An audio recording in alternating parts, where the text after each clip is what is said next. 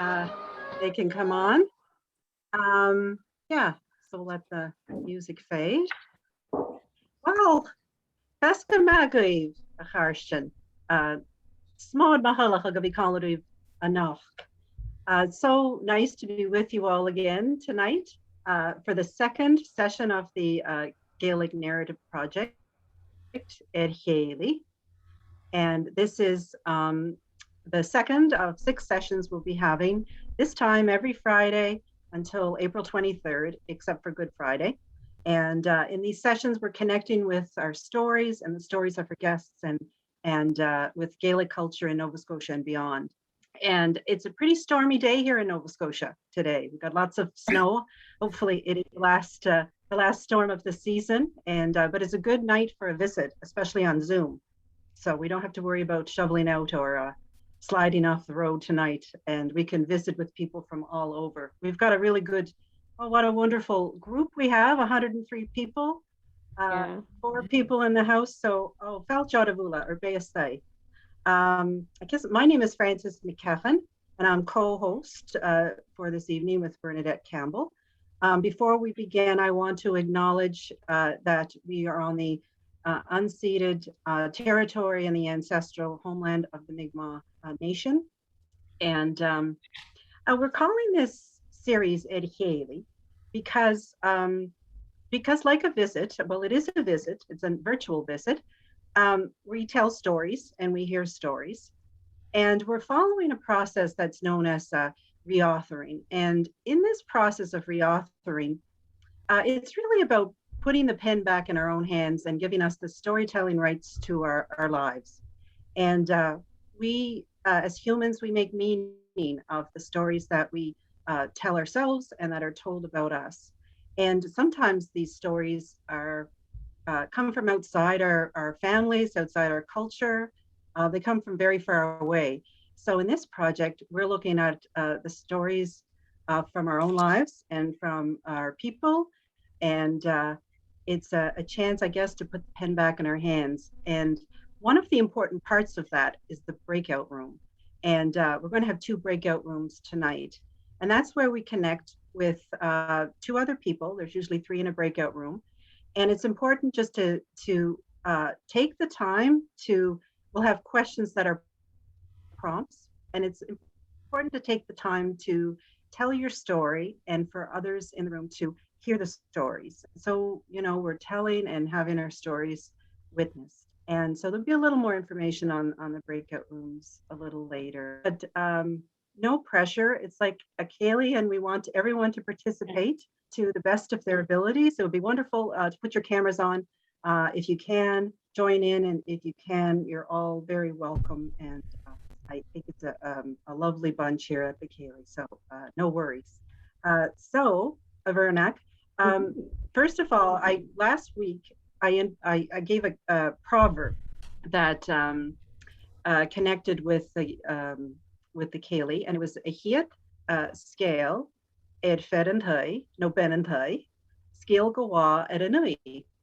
And it's the first tale from the host, tales until dawn from the guest. So Bernadette, since you're our host, you're gonna have to tell a story. And so you could choose that. You could tell us about yourself and your topic this evening, just to kick off the Kaylee. So Falchad of Boireannaich Ghasda. Tablet more a frangag. So I'm Bernadette Campbell, and I grew up in Southwest Mabu, very specific, outside of the village Mabu. And I grew up in a great big family. There were 12 of us, and we were blessed to have great parents that loved us and took good care of us. And they were Gaelic speakers, Duncan and Catherine Campbell. And so then the next part of my life has been here where I presently live with my husband, Ron McKecken, and we live on his traditional family farm that the settlers first came here 200 years ago. And we live here in Coolrachad Chudig, so the rear part of Judig. And so I feel very blessed and happy to be here tonight to help and encourage and facilitate a story or a night to talk about the hidden life of Gaelic women. And we have three beautiful guests that have shared a lot with me over the last couple of weeks. So I'm excited that they are here and they are willing to be with us and to share. And so what I ask everyone this evening is to be creatively curious and to share and inspire and tell your stories too. So that's me. Great. Okay, I think it's time then for us to go to the first breakout room. Well, Francis, do we have time for that little piece? Oh, yes, we do. Sorry about that. Yes, go no for problem. it. So, I forgot. So when I was looking for the story that I had to tell besides the story about me, I went looking in a book that I love very much. It's Tales Until Dawn, or it's also called Scio Guwaha. It's a whole collection of stories that Neil Mcneil shared, and John Shaw, our guest last week, collected, transcribed, and put this piece together. So when I was looking through the book, I found a little section that I thought would be important to share to start us off tonight. So here we go. I'm going to read from his book. I remember the first story that I ever heard, told by a woman who used to visit around the houses. She was called Anna Mcneil. I can't style her altogether accurately unless she was the daughter of Roy Van's son. Anyway, she was a woman who never married. It was the poor woman's habit to circulate throughout the district, where she would spend time at various houses and do a good amount of work, such as washing and scrubbing and the like. She could tell short stories, but she wouldn't tell them at all when the company came to visit. But if she was at home with the children, the young ones, she would tell little stories. But most often she preferred to sing songs. And at the era, that would have been Gaelic songs. There wasn't a single song made locally throughout the whole countryside that she didn't know if she had heard it just once. And there were a good number of songs made at that time in those parts. She would learn them and sing them in the homes. And many years after the poor woman's death, when people were singing songs, they would say they heard them from Anna and that she had a marvelous repertoire. And that was the way with the wonderful old woman. So that's a piece from Joe Neal. Mm-hmm. Thank you, Boireannaich. Well, Bernadette, what strikes you from that piece? Well, I think the reason why I thought about sharing it was because it really made me wonder about a couple of things. I wondered why Anna wouldn't share her songs, her stories in company, but she would with the children. And it really struck me that a woman like Anna, who had all these gifts, was still referred to as a poor woman. And I wondered what were her circumstances in her life as a single woman. And I wondered what inspired her to sing and to have this impact at the time in that era. Mm-hmm. And so it kind of left me with one last wondering. And so I kind of wondered, how do we lose these Gaelic gifts? How do we lose this story? That's what I was wondering. Oh, those are important, big questions. Thank you. Okay. Well, now we're going to ask you some questions that you can share in the breakout rooms. We're going to take 5 minutes each, so it'd be about 15 minutes in the room, and would like you to answer the following questions, which they'll follow you into the room in the chat. So tell us about a woman who influenced you and your worldview. So it could be a relative, it could be a neighbor, it could be an author. So just what woman influenced you? And were her gifts appreciated, fully appreciated at the time that she was alive, if she's not still alive? So those are the questions. And again, it's important that we allow everybody to take their 5 minutes and to listen. And maybe if someone's finished, you can ask some questions of that person. And the timer, we should have someone in the rooms that will time the sessions for 5 minutes. And yeah, just enjoy it, and don't be worried about having the right answer or the woman that you need to think of, just whatever comes to your mind right now. So enjoy your time, and we will see you on the other side when we get back. Yeah.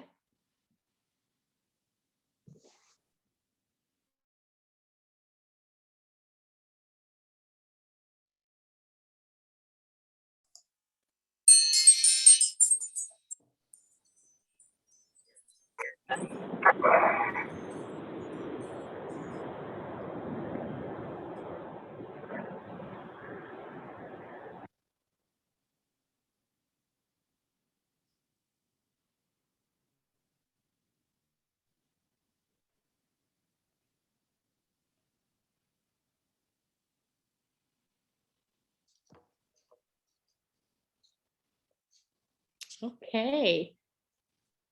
Are we ready to start? Do we have everyone back? I think we do.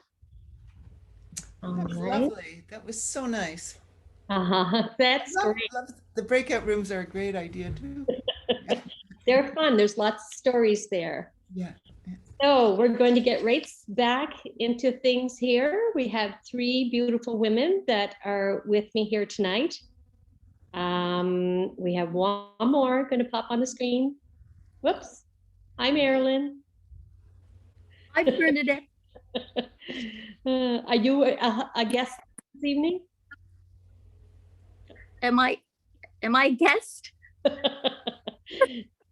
Okay, we need No, one. I'll just watch. Okay, we need one more lady that's going to come and be part of our chat this evening. Mar, we were listening to her mom playing when we entered this evening. So we have Nona with us. Hi, Nona. Hello, how are you this evening? I'm great. And we have Amber as well. Hola. Hi, Hello. Amber. Hi there. Hearing you super duper. And Natasha, I'm not sure, are we going to get our fourth person? It's Mar. I'm looking, I can't find her name. Okay. Bernadette, you just start, and I'll just we'll start. look for her. Yeah, just start. Okay, we'll get started. Okay, thank you. So I'm very happy to invite two or three beautiful women into our room here where we're making our Kaylee and having a visit. And so the first lady that we're going to talk to tonight is Nona MacDonald-Dyke. And so Nona lives in the North Shore here in Cape Breton, and she's been inspired to learn Gaelic and to sing Gaelic songs. And so she's going to share with us for about 10 minutes about some women that she knew in the North Shore. And so Facha, Nona. Oh, tapala, come on. So I'm going to begin by asking you to take me to a time when you heard the North Shore women singing. What did you see and what did you hear? Well, I'm going to take you to a time, 1888, when I wasn't around. But that's Okay. the time I'm going to bring you to, when a lady was born at Skirgoo. Peggy MacDonald was her name. She had 10 siblings, and she grew up, her father and her grandfather are all the way back, were boat builders. Okay.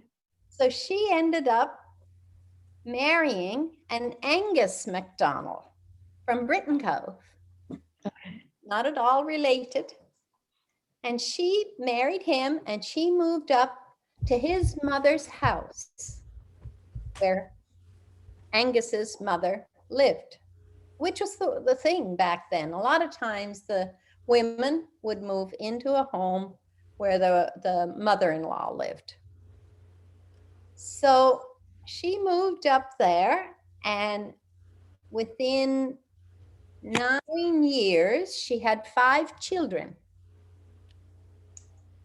And then 2 years after that, her husband dropped dead. Oh dear. She was left with these children and the mother-in-law to take care of. I know a lot of people here this evening certainly would relate to that. They've heard these stories before. But Peggy was rather special. All of a sudden, she didn't dwell on the death. She had too many things to do. She had 5 Jersey cows. She had a small flock of sheep and of course chickens. So there's no running water in any barn. She had to drag water, feed these animals, take care of them all winter. And she was rather fortunate to have the mother-in-law living with her, because the mother-in-law could keep an eye on the children, and at least she could cook. So Peggy could be busy outside and take care of the home and the children. So as she ended up taking care of all of this, in her youth, she learned from her mother and grandmother spinning, weaving, knitting, and sewing. And most women here had those skills.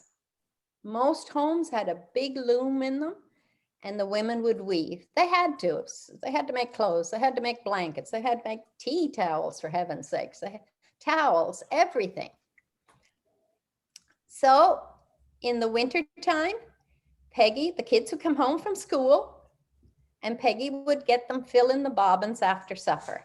And I remember one of her children telling me, oh, those bloody bobbins, every evening after supper, hand filling those bobbins, just hand filling them.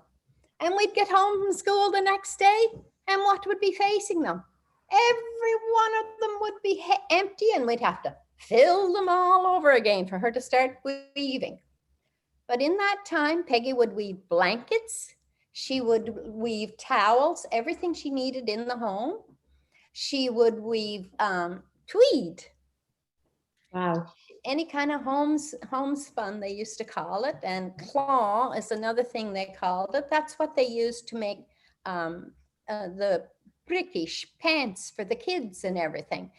And they'd get milled so thick, the kids were never ever cold in them, very warm and dry. And that's what the kids wore, and men wore the same thing. So she became self-sufficient. She became independent. Now, you're all wondering, how in the world did she get firewood? She couldn't get firewood, but there was a great way in those days of taking care of people. Every home would send, one day there'd be a group of people from a little area that would go to the woods. They'd have horses, they'd snig the logs, they'd bring the firewood in. And then another day, a bunch of them would show up, they'd cut the firewood up. And then another day, it'd be splitting it. There was the firewood. Same thing happened with hay. It was community working together to make everybody happy. And then, I mean, think about the singing that they did in that time. Peggy also used to have spinning frolics at her house. 4 or 5 women from the area would come in. They'd spend the afternoon spinning. Wouldn't you like to be a fly on the wall in one of those rooms listening? I would. Just listening to the whir of the wheel going, and you'd be hearing spinning songs and everything. So after the spinning, then came the weaving. She'd get all the weaving done, and then she'd say to the kids, okay, 3 of you head up the road, go up to so-and-so's house. Now stop at this house, this house, this house, this house, and this house. And tell them there's a milling here on such and such an evening. And they'll come. And the other kids would go north. Stop at this house, same routine. Because she knew the homes that had the good singers in them. And she wanted good singers at her milling. Down the road they'd go. That evening, the millers would all arrive. They'd come into the house, and the board would be set up, I guess in the parlor is how we would call it. Mm-hmm. And the milling would start. And a lot of times it wouldn't finish until after midnight. And then the goods came out, the herring and potatoes. Biscuits and hot tea, Johnny cake, whatever you wanted. The sweets, whatever. It was there for them. And then a lot of times those millers wouldn't get back home. They'd be walking back home, because walking it was. They'd be walking back home. They wouldn't get home sometimes until 2 o'clock in the morning. And there were so many millings going on during that time of the year. That was a slow period of the year. So it was milling night after night after night. So anyhow, then came the outward migration. A lot of people left for the Boston States. And I'll tell you, in Peggy's home, people would come with yards of material, wanting her to make something, skirts, pants, whatever, a suit. She could sew really, really well. Even though all the other women in the community could sew, Peggy was exceptional at it. So that these people that left heading to Boston, they had a memory of Peggy on their back or on their waist or something. And I'm sure when they were there, anytime, like it would be their Sunday best that they would leave in, a suit in the sun. They'd be walking up the road in their Sunday best.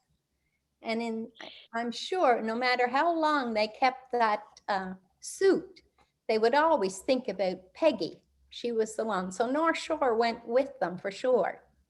Beautiful. And one thing, I'll have to mention this. I think it's really important. Sure. The church was very important in their lives, every one of them. There was prayer a lot of the time, prayer. But there was a family that lived 2 doors away, 2 or 3 doors away from Peggy.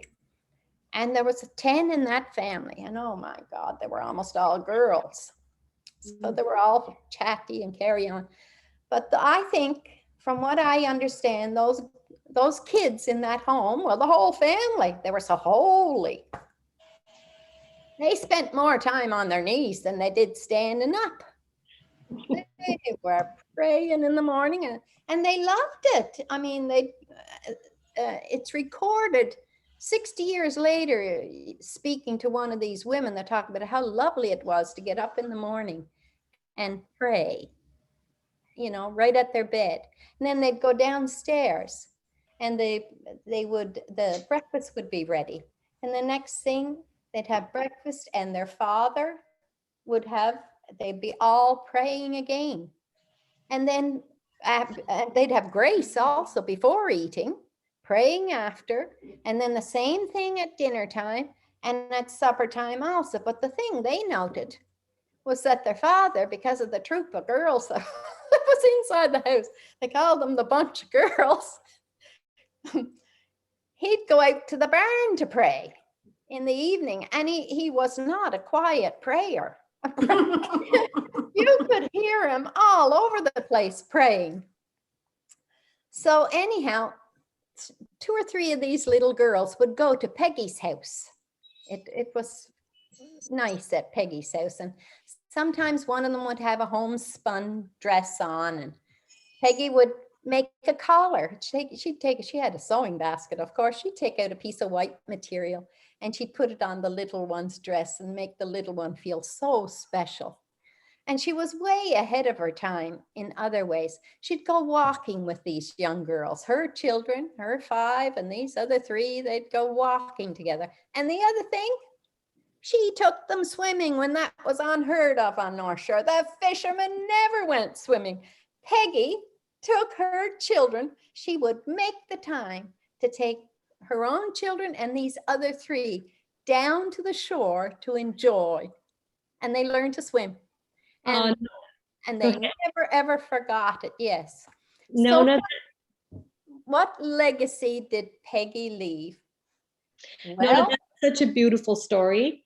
I want to hear more, and I think we all do. And but the images there are just so lovely. The whole idea of all these girls together and her beautiful little touches that she was offering them to make them feel special and to feel included. And I really hope that we can continue to have these projects to continue, because there's so much more I want to ask you. So I'm going to leave there so I can hop into the next one. But thank you very much for sharing. You're welcome. All right. So are you there, Mar? There you are. We can't hear you. Yes. Hello. Yeah, I'm here.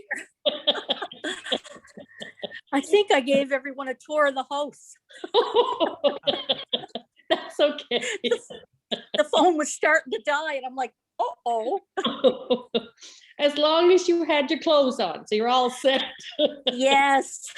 Oh my God.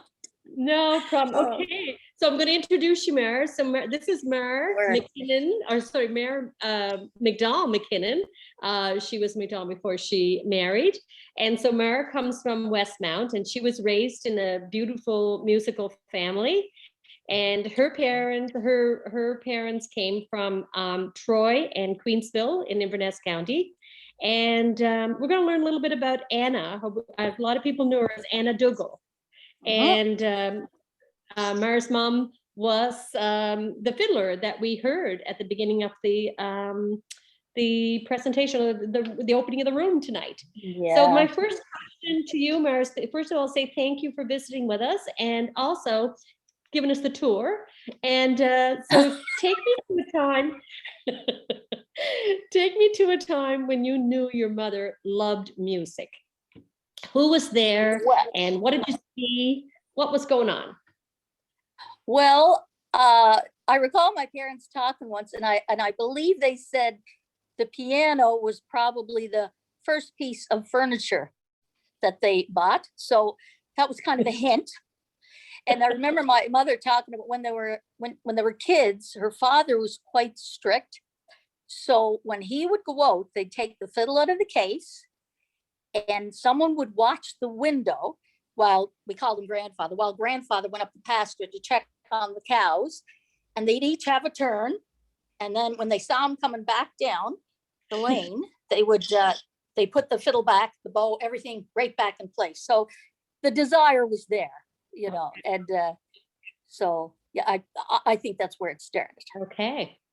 Yeah. And so, so when she started playing, or when you were young and you noticed that she was loving music, what did you notice? Well, Mommy was shy.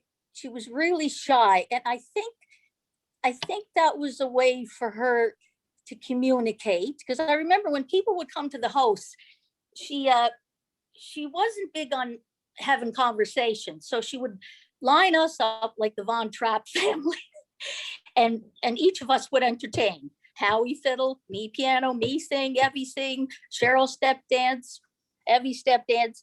And if we weren't performing, we were bringing in biscuits or tea, and you couldn't drink tea from a mug. It had to be from a teacup and saucer.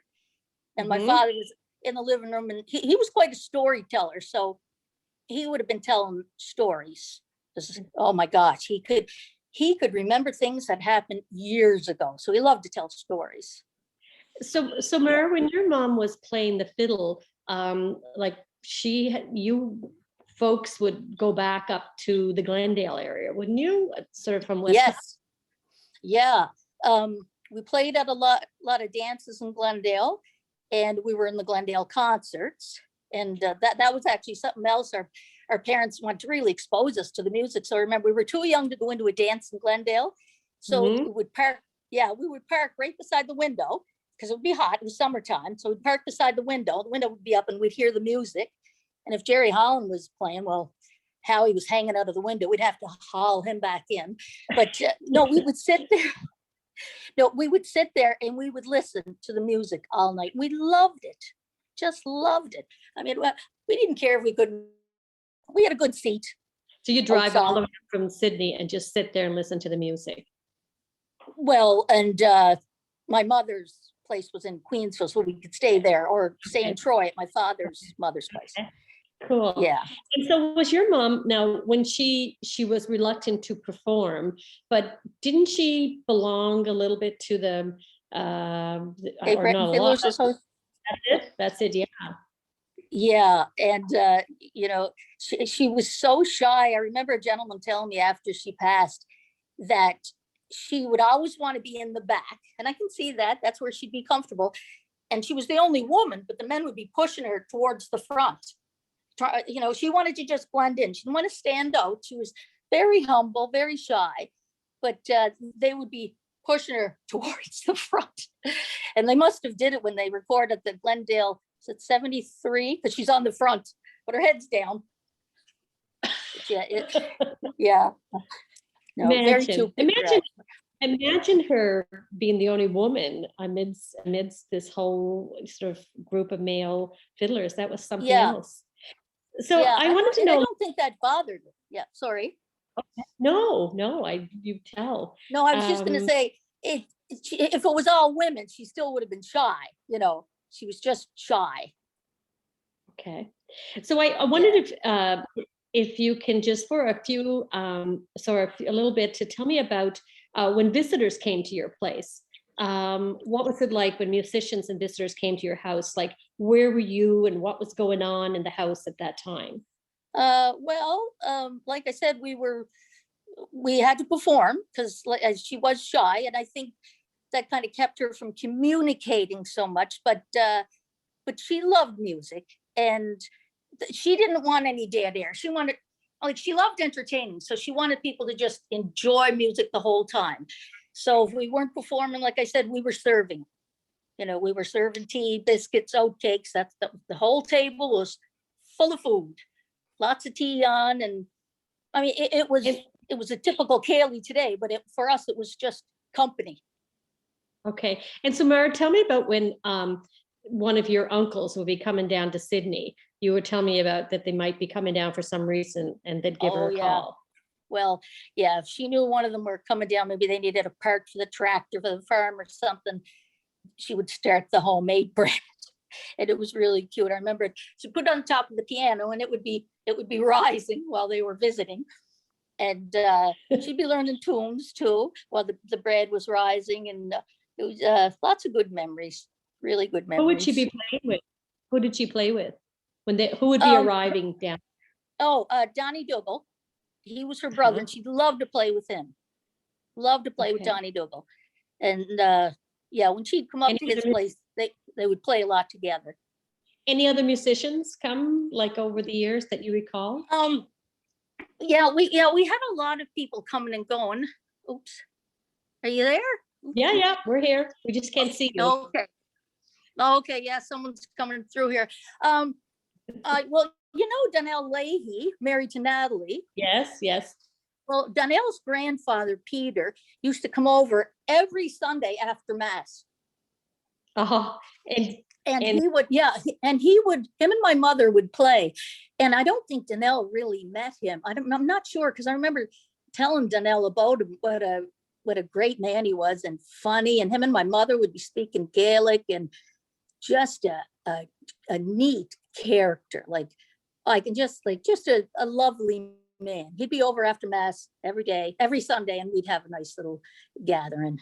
And you would have Dinar would be there? Oh gosh, yes. Yeah. Well, I don't remember him so much. I was quite small, but apparently he babysat for my mother. Can't see it, but he did. And,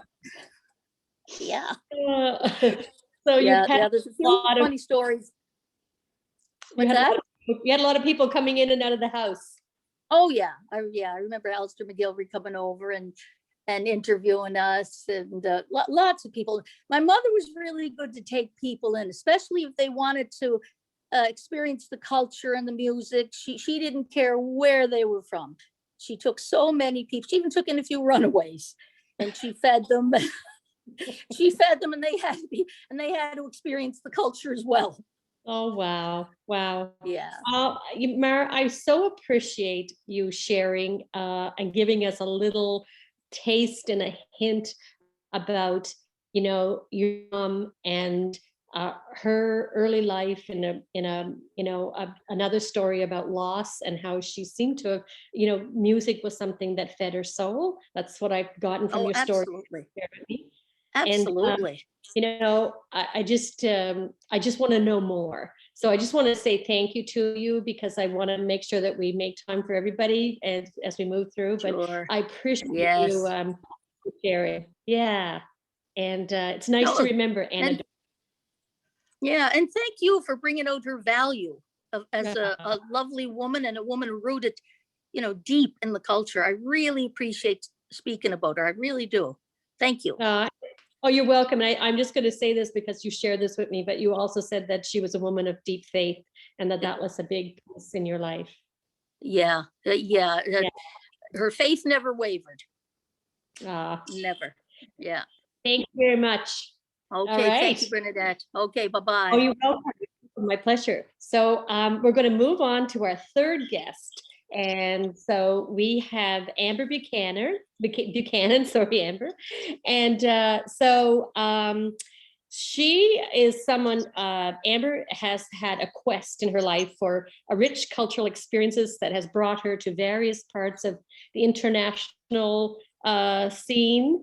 And she even has landed herself in Iona Peninsula. So imagine where she's traveled. And so Amber has been influenced by Gaelic women in her life. And so I wanted to ask her some questions too. So Faja Amber. Thanks for having me. It's so nice to see everyone's faces. My God, what a slug. I know, it's good. It's great. So I'm going to get right to it so that we stay on our system here and we keep on time. So I want to ask you some questions. Whoops. I want to ask you a question. What gifts from your Gaelic cultural ancestry have you received and brought into your life and passed on to your daughter? Well, I've received an awful lot. I could probably talk for a whole hour about this, but I'll try to sum it up. Having grown up in Sydney River, away from where my parents grew up on the North Shore, which Nona just spoke of that place, I think I felt very culturally barren. I felt sort of foreign and disconnected in some ways. And so what coming to Gaelic culture gave me was a place to root in and to connect to who I was and to my people and my purpose in life. And so it was like a place to dig in and root in and connect in with something bigger than myself. And I saw such richness in what my people carried with them for so many years. So they carried it so preciously and so fiercely. And really, it was like they were sort of cupping it and holding it and like feeding this little flame, and they just passed it on to me really beautifully. And I had to claim that, like I had to step into it and claim it and do the work of reclaiming it and do the work of learning the language and learning the songs and all those moments of feeling like, oh God, I can't do this, or, could this really be mine? All those things. And eventually in going through those processes, I came to a sense with a lot of work of enoughness, of feeling like this is where I'm supposed to be in my life. This is what I'm supposed to be doing. And so I think that's a really, really big thing that a lot of folks are searching for in the world right now. Oh, I love what you're saying about enoughness. Wow. Yeah, like that's huge right there. That right there is massive. And I think I did learn that from a lot of the old people, the way that my great grandmother, Sadie Mae, I've got a picture of her here. I'm sure some of you know her. Yeah, she's a real sweetheart. And the way that she would host people, the way that she would welcome people into her kitchen, and it's such a grounded, open, hospitable, loving environment. And the kettle went on and the tea came out and every single baked good in the house was spread out onto the table. And it's like she showed me methodically this art of hosting. And I was lucky enough that she was getting more feeble in her years, actually. She was a very able woman who would do everything.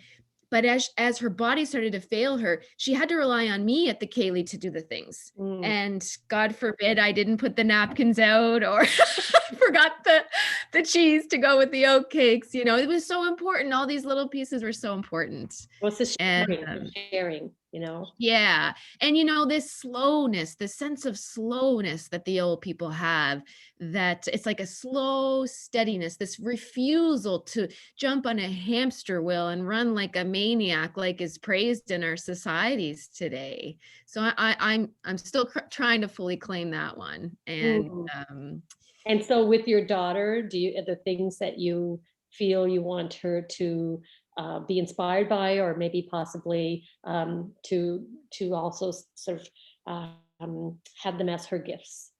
Absolutely. You know, this sense of integrity, this sense of solidity in herself, and this sense of the fact that we're part of a bigger picture, we're interconnected. You know, I think everyone that spoke already, and I'm sure in the breakout rooms, you know, you talk about community and how we're dependent on one another.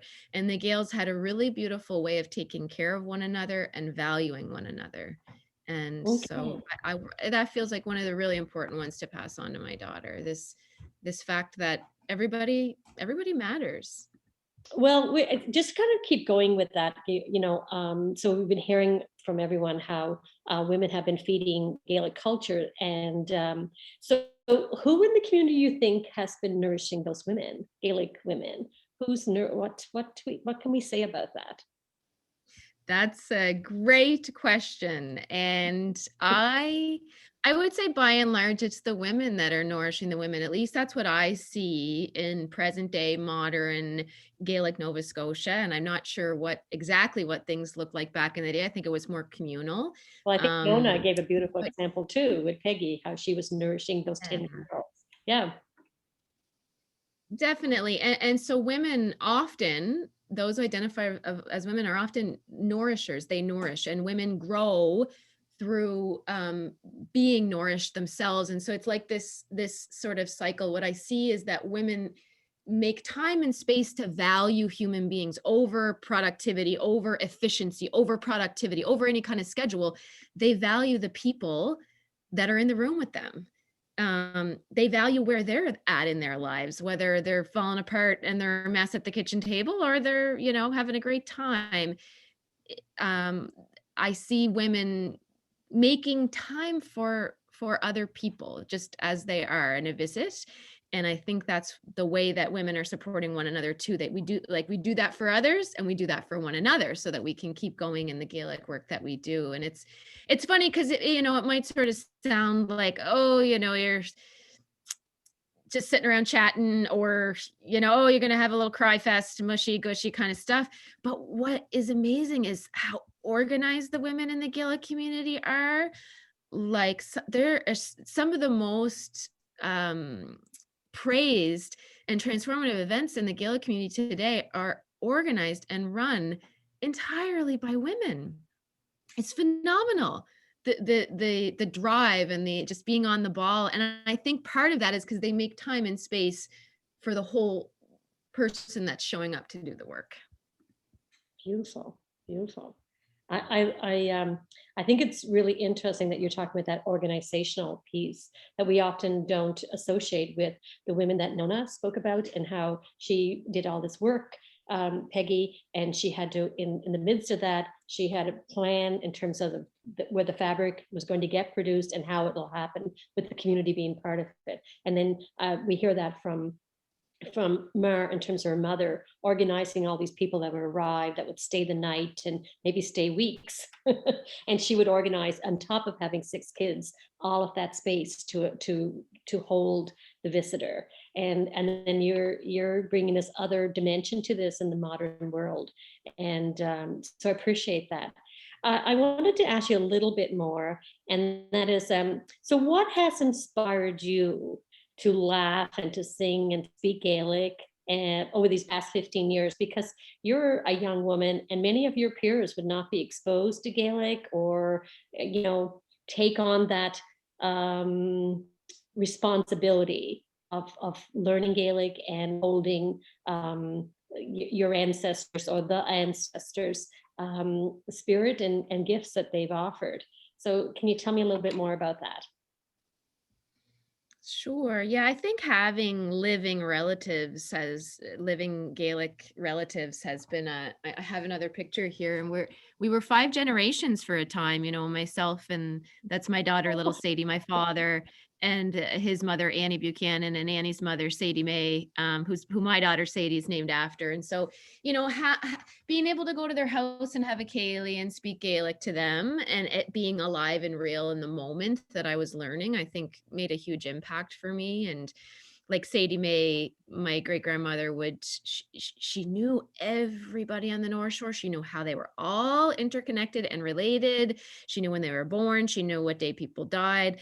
And she'd say, you know, she'd say to me, she'd be telling me this, and she'd stop. There was a pause. There was a pride in her posture. There was a twinkle in her eye, and she'd say, "Hi, Shakarthach Ruth." She'd say, you know, she's a relative of yours. That fella's, he's a relative of yours. And at the time I just thought, okay, she's really into genealogy and whatever. I don't think I fully understood what she was giving me at the time. But what I see is that she was showing me that I'm part of this wider net, this big, wider net. And that's bigger than my immediate family, than my grandparents and cousins. Like, it's large, that they're fed by my existence, that I'm fed by their existence. And all that matters. And it's to be honored. It's to be named. It's to be remembered. And stepping into Gaelic Nova Scotia showed me that I'm part of an even bigger net. Like, this culture is even though we all have our distinct cultural areas in Nova Scotia, there's a lot of crossover. And then you can cross the sea and you can cross borders, and there's still a lot of similarities. So having living relatives helped, and having such an encouraging community. Like, I remember growing up thinking about singing. My sister would say to me, like, I'd sing in the car and she'd be like, "Oh, shut up." Like, you know, as siblings do, no fault of her own. That's what siblings do. They get annoyed by the existence of their siblings. And so I wasn't praised to sing. I wasn't told to sing. I wasn't even, you know, it wasn't even that I thought I was allowed to sing. And then coming to the Gaelic community, I wasn't just invited to sing. I was encouraged. I was appreciated. My voice was appreciated, even if just adding to the choruses, you know, and that's a fairly unintimidating way to start, because you don't have to single out your own voice. Amber, And so the singing, like, it just feels good to sing. Amber, it's just so lovely. Like, I hear you say that this is what you're cherishing, is this singing, this interconnectedness. I've heard that from Nona and from Mara as well. So I feel filled. Whoops, my timer. I feel filled from these stories. And I think that there's all this interconnection we're making about family and tradition, and tying it together and making space for one another and celebrating and offering what you have, generosity. So this is sort of part of this hidden story we don't often talk about or praise or acknowledge or say we cherish and own it. And so that's what tonight is about, is sort of revealing a little bit more about that story that we all have. And so I want to thank you all. I thank you, ladies, for your beautiful stories and for sharing your rich family and cultural experiences with us tonight. So thank you. Happily. All right. Bye-bye, Nona. We'll talk again. All right. See you. Bye-bye, Mar. Happily. And I think we have Francis going to, or maybe it's me. I think it's actually me. We're going to go back to our breakout rooms, and you're going to be back in your group of 3, and you have some questions in the chat. And so the questions are: what touched or moved you about the stories we heard this evening?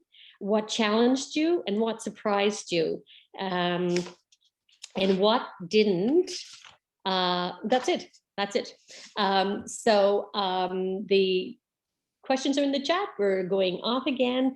I think it might be about 6 minutes, because we might be just a little bit tight on time there.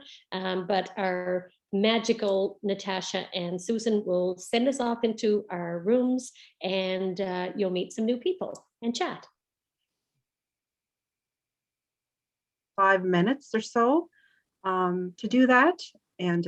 And maybe as they come in, Bernadette and I might read some of them out as they come in online.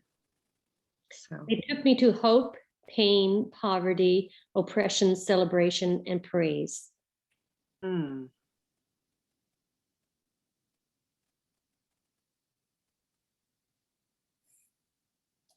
Just keep writing.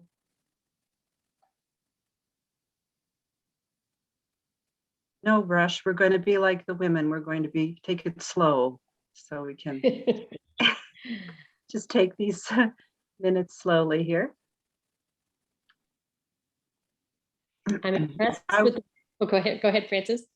You go for it. I'm before impressed with the we- word reclaiming our culture, as Amber used, so that's cool. Mhm. I'm left wondering how and when will we all hold up our women in better ways.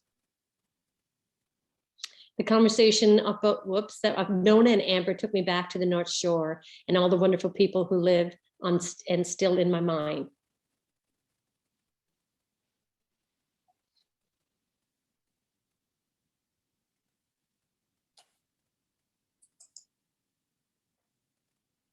In our group, we noted the sense of slowness. That was a nice piece. I loved hearing about the milling frolics and Peggy McDonald's weaving from Nona.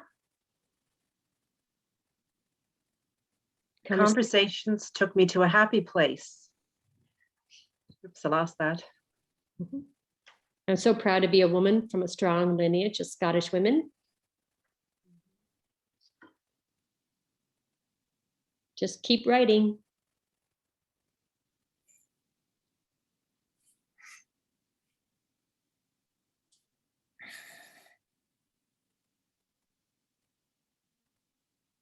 I was surprised to see how much Gaelic culture actually took place in my family, in my home.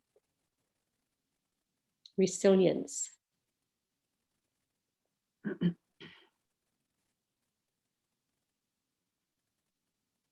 me proud to be a Gaelic woman from a young gal. I believe gathering the neighbors for the spinning or milling frolics was a way to break up the long days of hard, laborious work.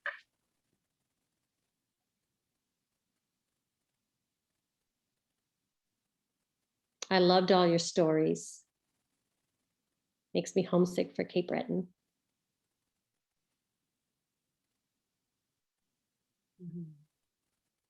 These conversations have inspired me to continue to delve into my Gaelic past.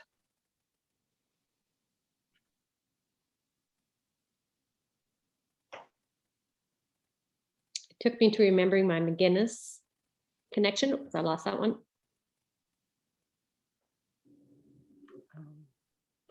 The images of Peggy weaving put wind in my sails. I think I saw that one. So some of them are coming in fast. It's lovely to see these reflections. Yes. Such a nice, so nice to have. Mm-hmm. Okay, you could please continue to add your reflections here. We're going to wind down the session. Unfortunately, it's kind of feels like such a short time together. But we're going to wind down the session. I would love for, we have another session coming up next Friday at the same time. And I'd love to call on Ian, there he is, Ian McLeod, to tell us about what's coming up next week. Thank you. I just want to start by echoing some of the comments that were posted in the chat. And I thought all of the speakers tonight were wonderful, and Bernadette did a great job of both organizing that and being a wonderful host. So thank you all. The session I'm going to do next Friday is called Where Can Gaelic Live? And really what we're going to be doing is focusing on, for want of a better word, modern contexts or slightly surprising or unconventional contexts for the language.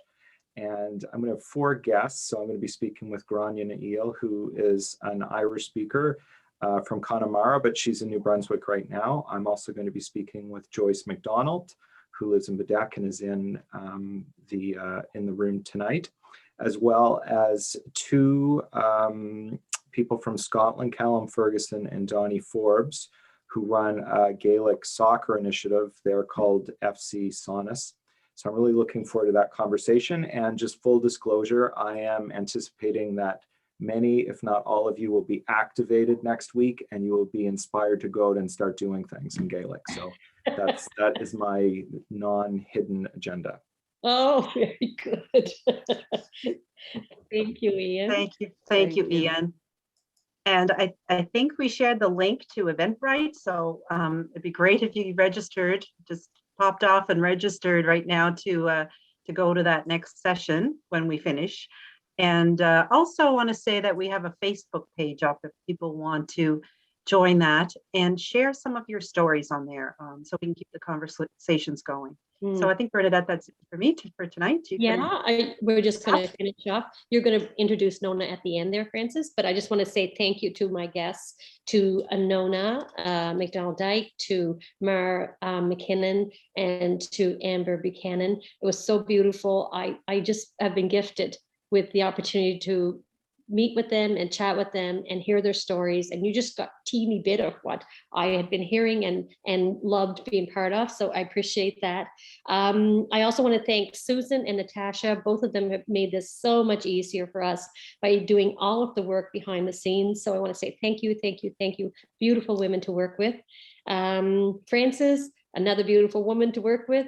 Your inspiration for this project and to make sure that it happens. We also have to thank How We Thrive. They're our host group who have done this work before and took a chance on the Gaelic world and said we would show up and we would continue to work and to learn with each other. So thank you to them. And of course to the Office of Gaelic Affairs. Without their support to ensure that we make these connections in our community, it's the groundwork that we need to do in order to continue to thrive in the Gaelic world. So we appreciate their support so much. So we're going to say goodbye, but Francis, you're going to ask Nona back. So well, bring it to you.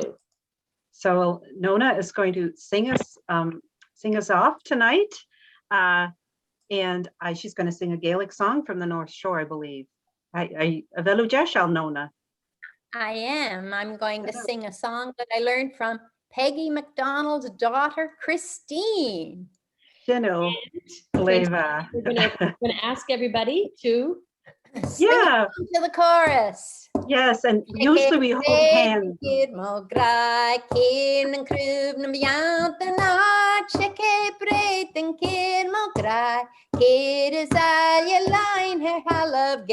Ta ha mi asa now, Connie down and kin and beyond, sket the ha mo Gaelic gown, knee me round the here and glown and shake it, break it, cry, kid and cribs and beyond the night, shake, break and kiss and cry, it is a line hello. Atjas mash a calf on grain, smear chain a burning cake, gall and goya clay kale, send that lake a fun a cow, shake it, break it, cry, in a cruise and beyond the night, shake it, break and gear mo cry.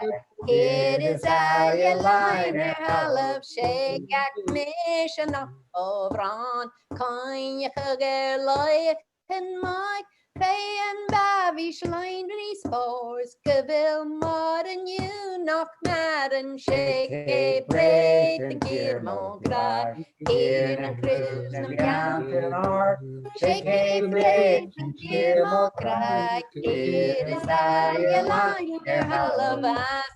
Yard a gown and walk down the bench and on the look, flank a gillian a clay luas, crew a say go crew again length and shake a break, dear no cry, down the north, shake a break and dear no cry, it is I line hello, dear Callie Ghasda cord. Kinman kosh a haunch a claw, and cromaggy get a dawn. Had a doy a get a mealog, shake a break, and get no cry. Here the cribs and meow, shake a break, and get no cry. It is why you line her love like a king and I need. Sahik and jacket and it. Line goon and Shane Hogan and a Mingan shake a break and Jim shaking bed and Jim it is I you're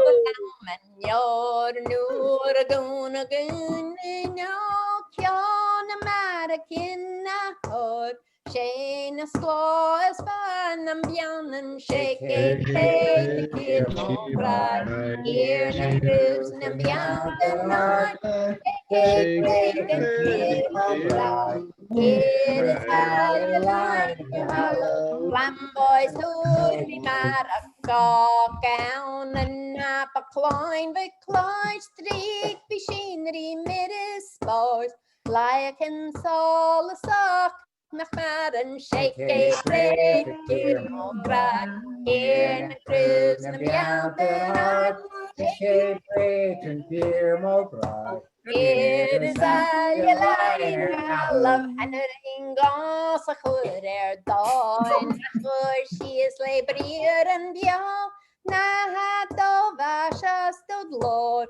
Connie Ann and Kieran and Glenn and shake a break, here no bride, here na cruise na beyond the island, shake a break, here no bride, here is all you line and hallow, and the ring on the lake I bench, na have us a locks and here, stat the me von hammy ski. Bianach live is I cavalli. Break the kid of God. Here and Chris and beyond the night. Break and kid of God. Here is I line hello. Yahoo! Woohoo! Let it over. Dankjewel.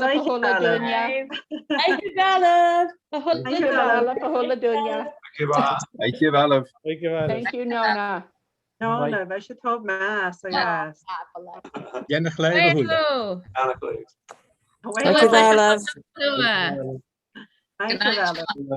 Dankjewel. Dankjewel, agus tap leif.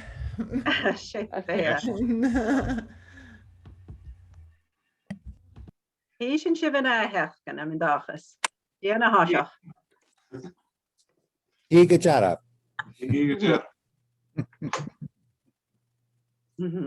Hi, Reese. Hi.